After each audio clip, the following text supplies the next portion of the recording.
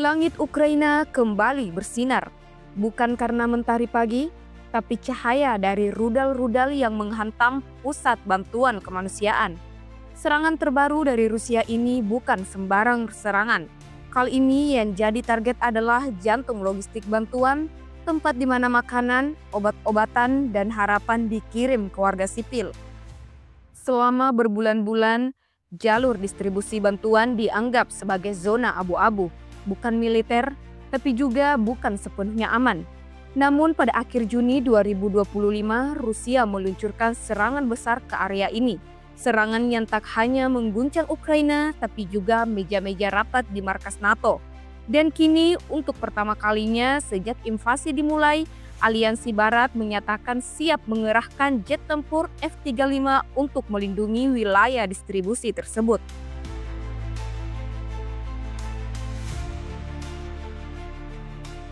Apa sebenarnya yang terjadi? Rudal-rudal Rusia menghantam beberapa titik logistik bantuan di Ukraina Timur. Banyak fasilitas yang hancur, beberapa relawan luka, dan distribusi makanan untuk ribuan warga terganggu.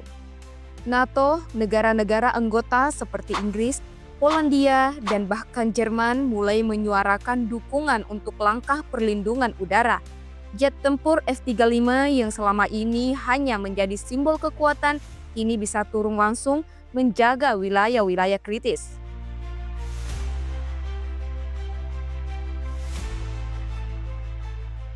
Kenapa ini penting? Karena garis antara target militer dan sipil makin kabur.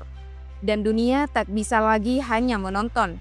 Bagi NATO, ini bukan sekadar tentang Ukraina, tapi tentang prinsip apakah dunia akan membiarkan bantuan kemanusiaan dibombardir.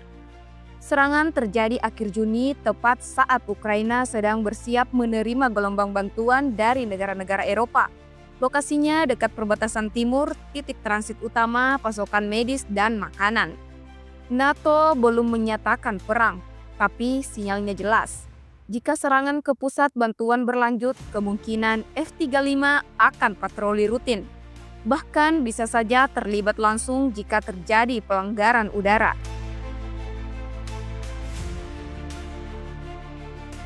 Pertanyaannya sekarang, apakah kehadiran jet tempur NATO bisa mencegah serangan selanjutnya? Atau justru akan memancing konfrontasi langsung antara Rusia dan Barat?